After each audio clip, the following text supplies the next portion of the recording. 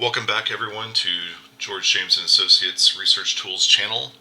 This is actually the first of many videos that I'm going to call Dr. Slee's Lab. So it's my laboratory where I'm going to begin taking on students, hopefully soon, and now that I teach for a state school, I got a lecturer position. Even though it's technically I'm only compensated to teach at this point, I'm still heavily involved in research. And so now, because I got my PhD a couple of months ago, I'm going to start taking on students who are interested in collaborative projects, research projects with faculty members. And so that doesn't necessarily mean that you have to be a student, a student of the school where I teach, but I'm certainly willing to take on anyone who is interested in researching and publishing. So with all that being said, this is again the first video in that series of Dr. Slee's Lab, because what I want before students begin reaching out to me or other people start reaching out to me and saying, "Oh, I want to collab with you on research projects." Excuse me. Especially in the case of students who haven't been all the way through or through at all a doctoral program, a research program, you should know the basic parts of at least the preparatory work that goes into a research program, into a research project. And so this is the first video in that series that does that. And so I'm starting out with just broad strokes, explanations of the various paper parts. This is somewhat geared towards APA. It's certainly geared towards social. It should be all social science papers that would follow this format. Now, it deviates a little bit from APA because most programs, at least that I've been a part of and that I've seen, do so.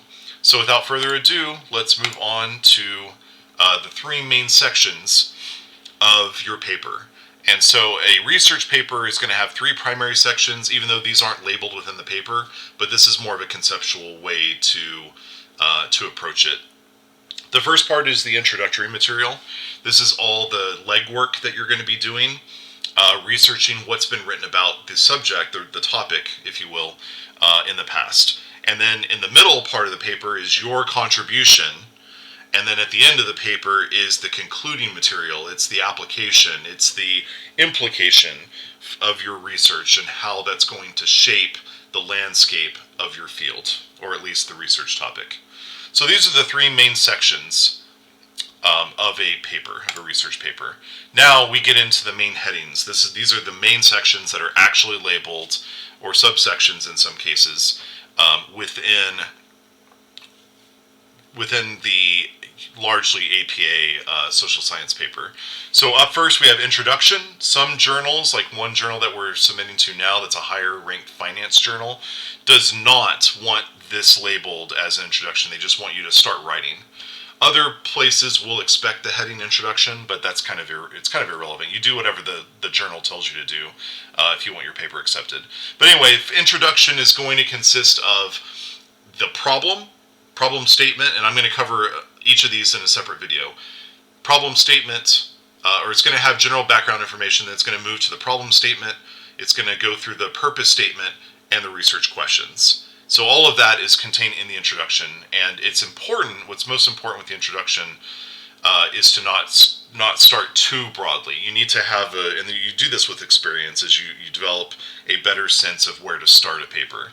Literature review, everything that's been published, or at least most of the main seminal works that have been published on that subject, that research topic in the past. Theoretical framework, and remember I did a separate video on the difference between literature review and theoretical framework. But again, the framework is the lens through which you are approaching the problem. Methods, this is just the step-by-step of what you did, right? What you did and how it can be replicated to arrive at the same or similar findings. Results are the findings, and then the discussion is where you talk about and you infer things from the results. And again, I'm going to discuss each of these in more depth momentarily. And then you wrap everything up and you go from specific to broad, whereas in your introduction you go broad to specific. Here you move back out to the broad It's like taking a magnifying glass to the research topic. All right. So with each of those, let's jump into it. So again, the introduction, you start with the background, you do the problem and purpose statements, and then the research questions.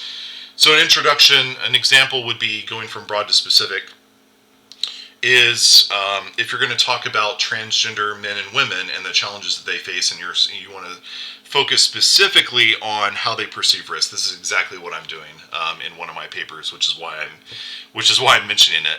The problem is that I started when I was graded down for this actually in one of my recent coursework papers in my second doctoral program. Is I started off with just saying that men and women are distinct. That's too broad. That's too far out. Right, I needed to magnify. I needed to start more magnified, more zoomed in, and so again, that comes with practice, right? So I backed out too far, and so you need to start. Instead, you would begin with transgender men and women possess many differences compared to their cisgender counterparts. Like, that's a good starting point. But talking about men and women or human beings in general is too broad. So again, you need to make sure that you're specific enough starting out, so that way when you zoom in and you become more specific, right, it's gonna have that nice balance and that funneling effect going from broad to specific. So you want to make sure you have that. And then again, problem and purpose statements. Problem. What is the problem? What is the real life problem that you're trying to address, right? And in my case, with the same example, is that society as a whole don't really take transgender men and women seriously when it comes to studies, when it comes to research.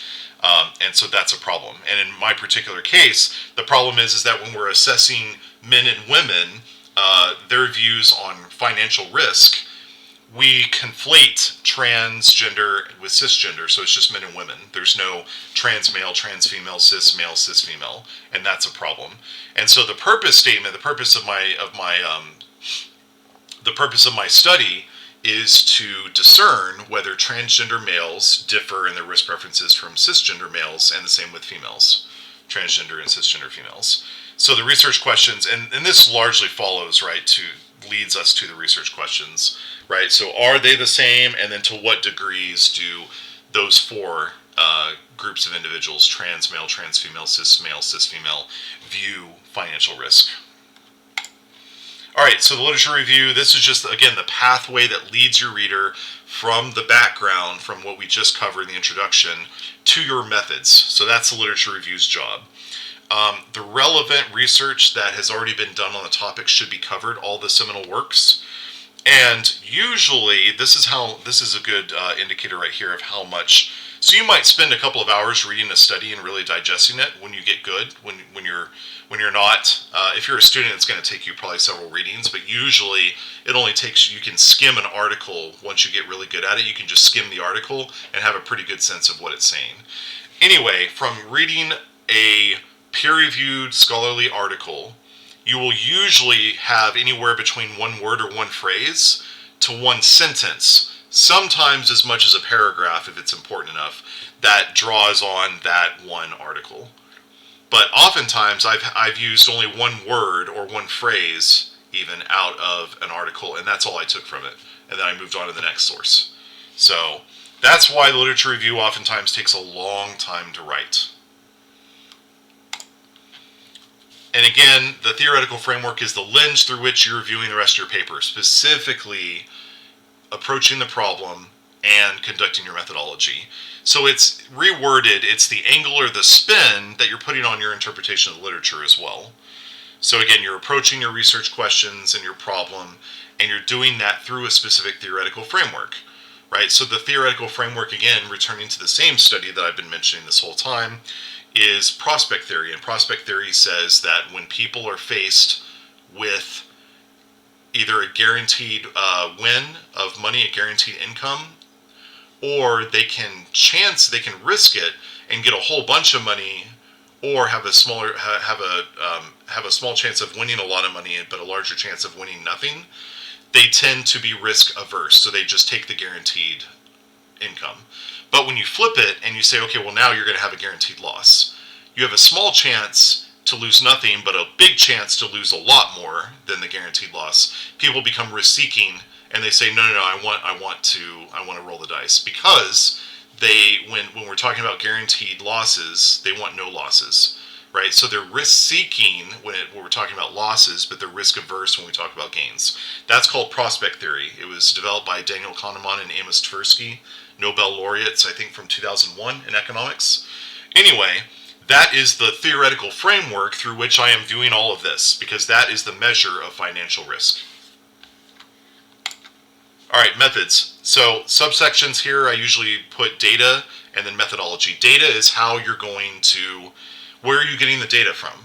And this also, if you're doing your own data collection effort, your primary data collection effort, then the data is also going to include things like research subject sampling. So how did you access your research subjects? How did you sample them? All of that is going to go into data. If it's secondary data, you're just going to say I went online to the health retirement study and I downloaded this year of that data. That's where I got it. I used the consumers, the Society of Consumer Finance from years 2016 and 2018, whatever it is, right? That's the data. And then the methodology is the step-by-step process through which you arrived at your results.